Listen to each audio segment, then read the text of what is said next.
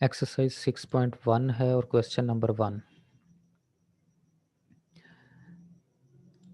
Let V be the set of all infinite sequences in the field F with addition and scalar multiplication defined as below।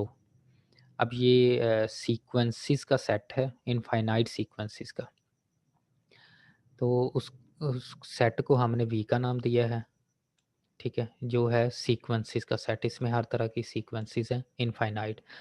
अब उसमें से कोई दो elements लिए हैं, एक U एलिमेंट लिया, एक V। तो जो भी एलिमेंट लेंगे वो किस टाइप का होगा, वो इस टाइप का इनफाइनाइट सीक्वेंस होगी। इसमें A1 A2 A3 A2 A4 up to so on AN and up to so on, infinite sequence है। इसी तरह से एक एलिमेंट V लेंगे, वो कुछ इस तरह का होगा। अब इसमें एडिशन डिफाइन की हुई है कि एडिशन किस तरह से है, कॉरस्पॉन्डिंग एलिमेंट्स को ऐड करना। और इसी तरह से स्केलर मल्टीप्लिकेशन क्या है कि हर एलिमेंट को स्केलर से मल्टीपल करना। तो ये एक इनफाइनाइट सेट है V जिसमें इनफाइनाइट सीक्वेंसेस हैं, तमाम एलिमेंट्स। और एलिमेंट्स को ऐड करने का तरीका ये वाला है और स्केलर मल्टीप्लिकेशन का तरीका ये वाला है। तो हमने बताना है कि क्या ये वेक्टर स्पेस है या नहीं है।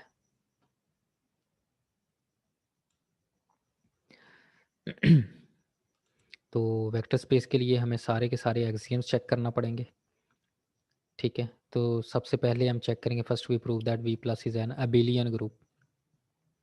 अब वो मैंने पहले बताया था कि जो पहली 5 प्रॉपर्टीज़ हैं, जो आपको 10 प्रॉपर्टीज़ बताई थी, जो पहली 5 हैं वो 5 अगर प्रूव हो जाएँ तो फिर हम उसको V प्लस अबिलियन ग्रुप कहते हैं, अबिलियन ग्रुप अंडर एडिशन। तो आप ये लिख लें, चाहे वो डायरेक्टली आप सॉल्व करना शुरू कर दें कि इसके पहली 5 प्रॉपर्टी। पहली प्रॉपर्टी क्या है, एक्सियम क्लोजर लॉ। हम U और V लेते हैं, दो एलिमेंट्स। U कुछ इस टाइप का है, ये इनफाइनाइट सीक्वेंस है, V भी एक इनफाइनाइट सीक्वेंस है, और उनको ऐड करेंगे क्योंकि ये रियल नंबर्स हैं, तो ये एक फिर इनफाइनाइट सीक्वेंस ही बन गई जो कि V में ही बिलोंग करेगी, क्योंकि V में हर तरह की इनफाइनाइट सीक्वेंस है। तो इसलिए क्लोजर लॉ इसमें होल्ड करता है। इसी तरह से एसोसिएटिव लॉ, अगर हम कोई 3 एलिमेंट्स लेते हैं इस सेट में से, एक x1 लेते हैं, x2 लेते हैं और x3 लेते हैं, वो कुछ इस तरह के एलिमेंट्स होंगे। ये भी इनफाइनाइट सीक्वेंसेस होंगे सारे। तो इसको हम एसोसिएटिव लॉ भी इस पर अप्लाई कर सकते हैं, ये अगर आप देखें तो। इसी तरह से आइडेंटिटी लॉ, ये आई थिंक कि ये अब आप लोग ये तो कर सकते हैं और काफ़ी लोगों ने ये क्वेश्चन कर भी लिया हुआ। तो इसी तरह से ये बाकी सारी की सारी ये एक्सियम्स आप लोगों ने इस पर सेटिस्फाई करवानी है। क्वेश्चन नंबर 2 पर आते हैं। क्वेश्चन नंबर 2 है set of ordered pairs of real numbers. Check whether V is vector space over R with respect to the indicated operation. If not, state the axiom which fail to hold. अब ये order pair है, set of all order pairs of real numbers.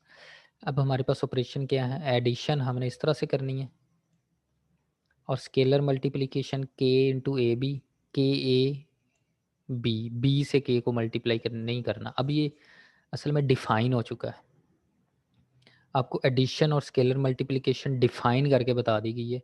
अग दो चीज़ें इसमें होती हैं, एक तो ये होता है कि बताया जाए कि usual under usual addition and scalar multiplication, ठीक है। दूसरा ये है कि आपको बताया जाए कि नहीं जी, आपने स्केलर मल्टीप्लिकेशन इस तरह से करनी है जैसे ये की हुई है कि जब आप स्केलर मल्टीप्लिकेशन करें तो पहले एलिमेंट के साथ आपने सिर्फ मल्टीप्लाई करना, दूसरे के साथ आपने मल्टीप्लाई नहीं करना, ठीक है। तो इसमें देखते हैं जी क्या ये वेक्टर स्पेस बनता है या नहीं बनता।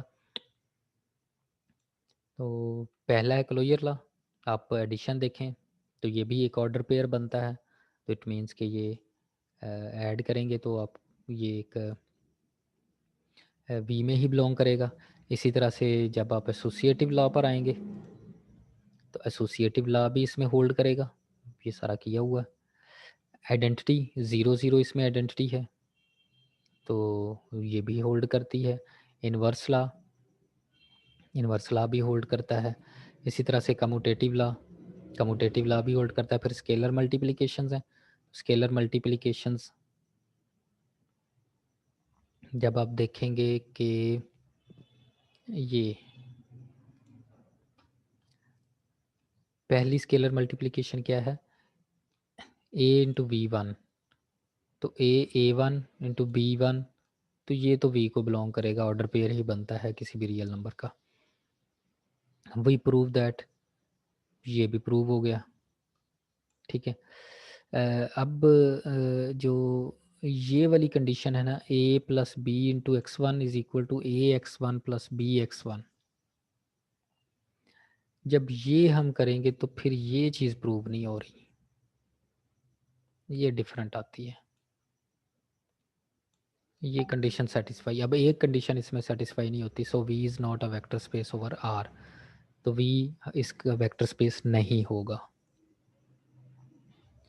ठीक है। इसके बाद आगे चलते हैं जी। अगर ये हम करें कि ऑर्डर पेयर्स लें और इसकी एडिशन इस तरह से करें और स्केलर मल्टीप्लिकेशन इस तरह से करें, तो फिर वो भी आप ये सारा कुछ यहाँ पर सॉल्व किया हुआ है, तो ये आप देख सकते हैं। ठीक है। तो ये सारे इसी तरह से ये 10 एक्सियम्स ही चेक करनी है, अगर तो सारी की सारी एक्सियम्स प्रूव होती हैं तो ठीक है, ये वेक्टर स्पेस बनेगा। अगर एक भी फेल होती है तो ये वेक्टर स्पेस नहीं बनेगा। क्वेश्चन नंबर 3 पर आते हैं। Check whether each of the following is a real vector space, क्या ये वेक्टर स्पेस बनेगी या नहीं बनेगी। अच्छा, ये पहला है set C into a b, इसका मतलब होता है set of all continuous real valued functions defined on a b with usual operations. Functions को हम किस तरह से ऐड करते हैं, दो फंक्शंस को हम ऐड करने का हमारा ये तरीका होता है, और स्केलर मल्टीप्लिकेशन का हमारा ये तरीका होता है। ये यूजुअल इन पर ऑपरेशंस हैं, एडिशन और स्केलर मल्टीप्लिकेशन। सो इसका सॉल्यूशन देखते हैं। लेट्स सी ए बी, इसमें कौन से f is continuous real value function defined on a b, then clearly CAB is subset of the vector space V of all real valued continuous functions defined on R. To show that CAB is a vector space over R, we have to show that CAB is a subspace of V. अच्छा,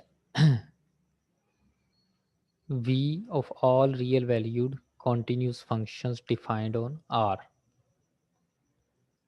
ये इसका subset बनता है। ये क्या है, F is a continuous real valued function defined on AB, ये एक इंटरवल पर है, और ये ऑन आर है। अब ये दोनों तरीक़ों से कर सकते हैं कि आप इस पर 10 की 10 एक्सियम्स चेक कर लें। यहाँ पर जो तरीका अपनाया गया है वो ये अपनाया गया है कि ये, क्योंकि इसका v अगर हम लें कि all real valued continuous function defined on R, इसका ये सबसेट है, तो क्योंकि सबसेट को अगर हम सब स्पेस प्रूव कर दें तो वो भी तो वेक्टर स्पेस ही होती है।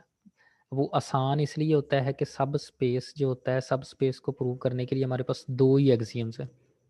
एक तो वो क्लोजर अंडर एडिशन होना चाहिए, और एक स्केलर मल्टीपल होना चाहिए, वो भी क्लोज्ड होना चाहिए। तो ये दो कंडीशंस अगर हम सेटिस्फाई करवा दें तो वो सब स्पेस बन जाती है। तो इसलिए पहली कंडीशन एफ प्लस जी, ठीक है, तो ये भी कॉन्टीन्यूस फंक्शन होगी, क्योंकि हम जानते हैं कि sum of two continuous real valued function, ठीक है, defined on a b is also a continuous real valued function on a b, लिहाजा ये एडिशन जो है वो इस पर क्लोज्ड है। इसी तरह से स्केलर मल्टीप्लिकेशन जो है, तो a belongs to R, scalar multiplication जो है वो भी इस पर कॉन्टीन्यूस होगी, तो दोनों ही क्लोज्ड हैं, लिहाजा ये सब स्पेस हुई। तो सब स्पेस का मतलब है ये वेक्टर स्पेस होगी।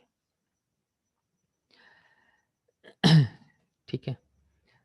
इसके बाद सेकंड पार्ट है the set of all functions f belongs to C a b such that f of a is equal to B.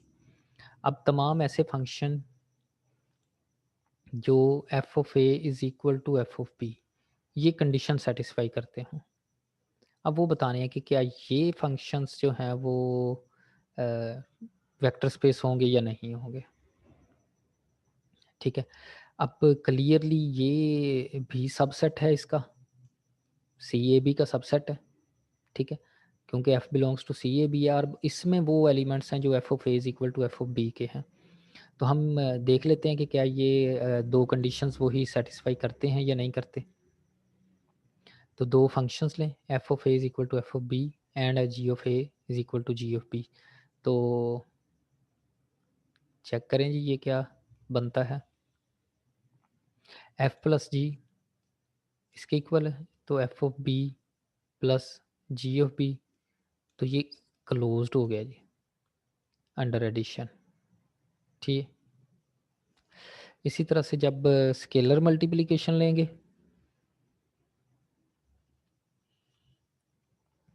तो वो भी इसी तरह से क्लोज्ड हो जाएगा। सो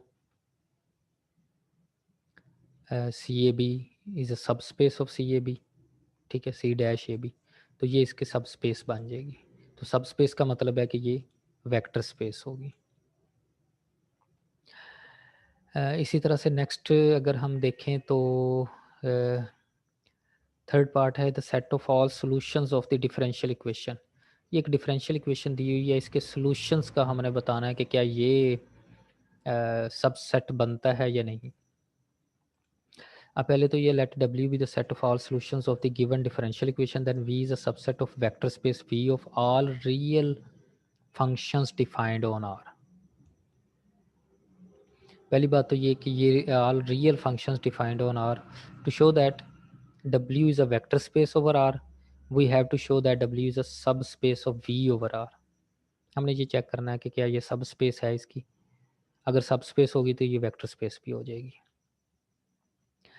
तो उसके लिए हमें क्या करना पड़ेगा,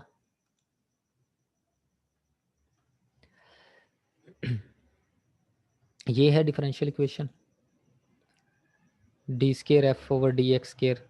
तो दो एफ और जी ले लें, इसमें इनको ऐड करें, तो ऐड करने से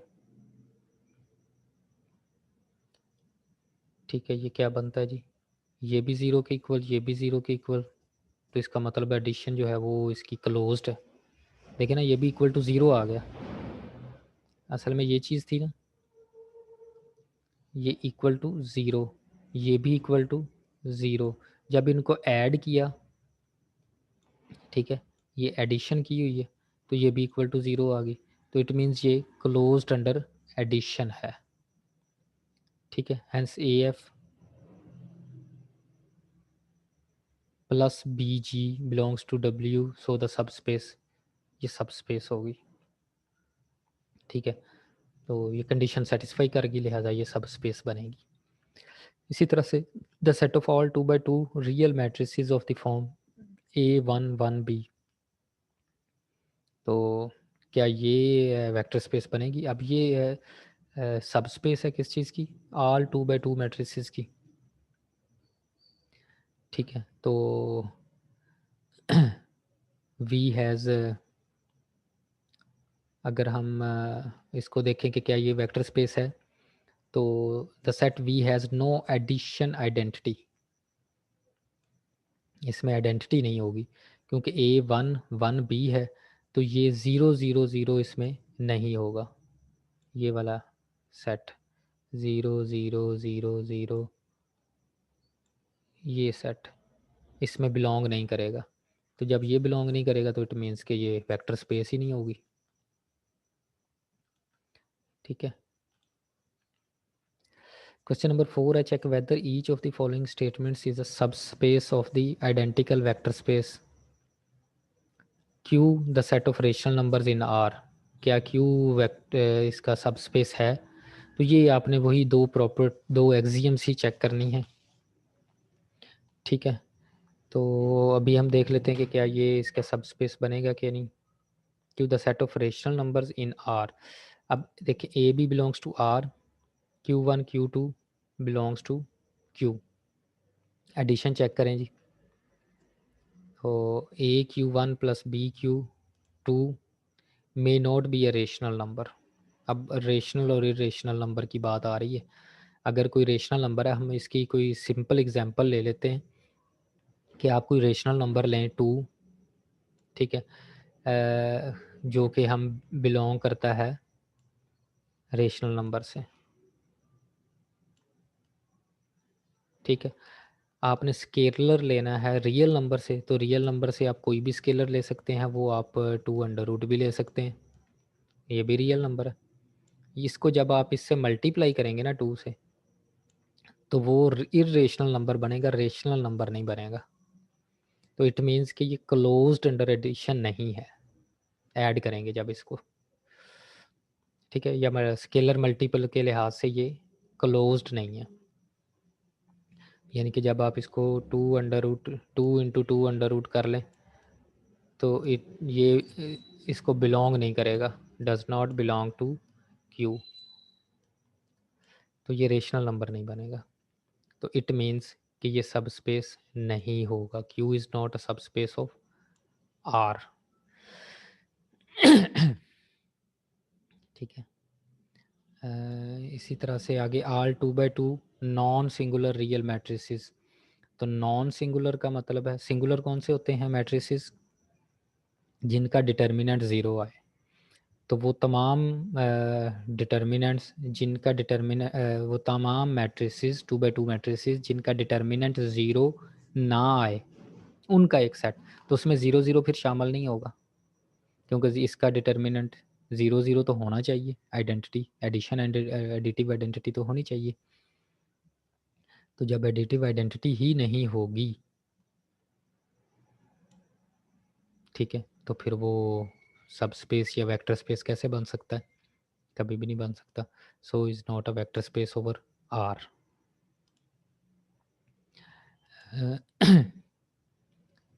इसके बाद देखें the set B of a b of all bounded real functions defined on AB in the space of all functions defined on AB। तो ये बाउंडेड रियल फंक्शंस हैं। तो अगर दो फंक्शंस लें हम एफ एंड जी, और वो बाउंडेड रियल फंक्शंस हों डिफाइंड हों, तो उनकी एडिशन जो है वो स्केलर मल्टीप्लिकेशन और एडिशन ये भी बाउंडेड ही रहेगी, लिहाजा ये सब स्पेस होगा वेक्टर स्पेस का। उसके बाद क्वेश्चन नंबर 5 देखें। Show that the union of two subgroups of a vector space need not be a subgroup. अच्छा, ये एक थ्योरम भी है कि union of two subgroups of a vector space need not to be a subgroup, subspace subspace sorry, union of two subspaces. दो subspaces हैं, उनकी union हो सकता है वो सब स्पेस हो या ना हो, लेकिन अगर हम इंटरसेक्शन लेंगे तो वो ज़रूर सब स्पेस होगी। ये एक थ्योरम भी है। तो ये हमने यहाँ पर प्रूव करना है। Let x and y be subspaces of a vector space V. ठीक है, एक्स और वाई जो हैं वो दो सब स्पेसिस हैं वेक्टर स्पेस वी की। प्रूव दैट इनकी यूनियन जो है वो subspace of V if and only if either x is subset of y or y is subset of x.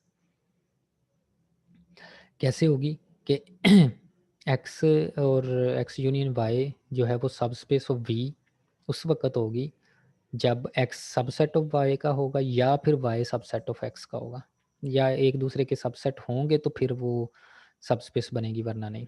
Consider the Euclidean space R3। एक इसके लिए एक specific example ले लेते हैं कि R3 हमने ले लिया एक्स वाई जी, ये एक सब स्पेस है R3, ज़ाहिर बात है हमने प्रूव किया हुआ। एक्स जो है वो क्या है X1 0 0, एक ये सेट ले लिया जो कि ये भी सब स्पेस है। इसी तरह से वाई एक सेट ले लिया, ये भी सब स्पेस है। Clearly X and Y are subspaces of R3। अब आते हैं we shall show that X union Y is not a subspace. तो एक्स यूनियन वाई करें, एक्स और वाई को का यूनियन लें, तो वो क्या बनेगा X1 X2 0 does not belong to x union y. x union y में फिर ये चीज़ नहीं आई, ये एडिशन इसमें क्लोज्ड नहीं रही, ठीक है। तो इसलिए ये फिर सब स्पेस नहीं होंगे। x union y is not a subspace of R3, ठीक है। क्योंकि x में x यूनियन y में किस तरह के एलिमेंट है, या तो इस तरह के हैं या इस तरह के हैं, इस तरह का कोई एलिमेंट नहीं है x यूनियन y में, तो एडिशन क्लोज्ड नहीं है इसमें। सो ये सब स्पेस नहीं होगी।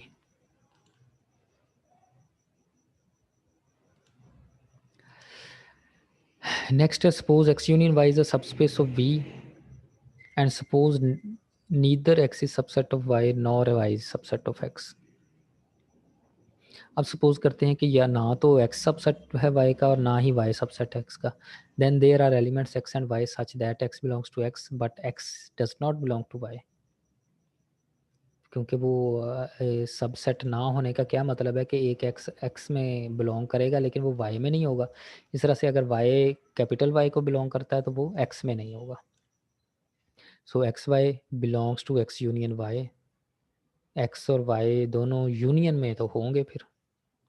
Since x union y is a vector space तो x प्लस वाई जो होगा वो भी यूनियन में होगा, लिहाजा x plus y belongs to x। तो then y is equal to x plus y minus x belongs to x since x is a vector space which is contradiction, ठीक है। Similarly if x plus y belongs to y, अगर हम कहते हैं जी x plus y y को belong करता है तो x is equal to x plus y minus y, ये भी बिलोंग करना चाहिए y को, जो कि नहीं है क्योंकि x plus y minus y क्या होगा, x होगा, तो y को तो बिलोंग नहीं करता। Hence our supposition is wrong, hence either x is subset of y और y is a subset of x, ठीक है। इसी तरह से इसका कन्वर्स भी है, तो ये इसका प्रूव हो गया। क्वेश्चन नंबर 6 में which of the following are subspaces of R3। तो R3 की सब स्पेसिस कौन कौन सी हैं, अब इसमें हमने ये बतानी है। तो W एक R3 का सबसेट लिया हुआ है, किस तरह का, जिसमें x plus y plus c is equal to 0 है। तो सब स्पेस हम कैसे चेक करते हैं कि हम कोई भी दो एलिमेंट लेते हैं, ठीक है। हम एक W1 ले लेते हैं, एक W2, वो किस तरह के एलिमेंट होंगे, इस तरह के एलिमेंट होंगे। इन दोनों को ऐड किया, तो ऐड करने से आप देखें कि क्या ये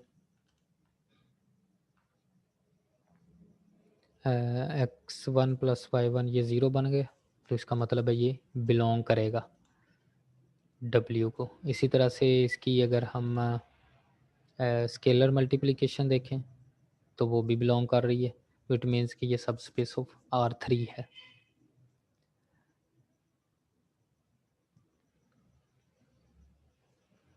ठीक है।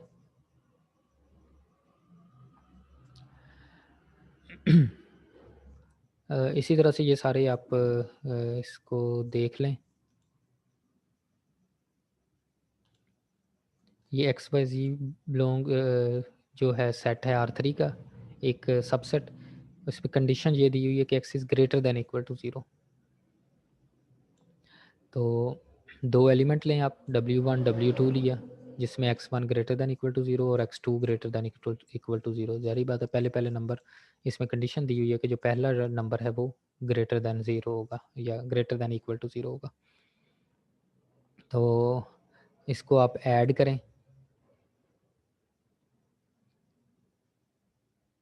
तो ऐड करने से ये जो बनता है AX1 प्लस BX2 मे और may not be greater than equal to 0, क्योंकि ए और बी अगर नेगेटिव हो गए तो फिर ये तो नेगेटिव बन जाएगा ना, तो which is not possible in this subset, so W is not subspace of R2, ठीक है जी। तो ये इसी तरह की ये सारी कंडीशंस हैं। आप ये देखें इसमें, बाकी हम मज़ीद करेंगे तो आपको ये चीज़ें और क्लियर हो जाएंगी। अब ये आप सारे क्वेश्चंस करके मुझे आपने नेक्स्ट क्लास में बताना है। अब क्वेश्चन आपने बताना है कि ये क्वेश्चन या इस यहाँ से इसकी समझ नहीं आई या जिस तरह से भी, ठीक है।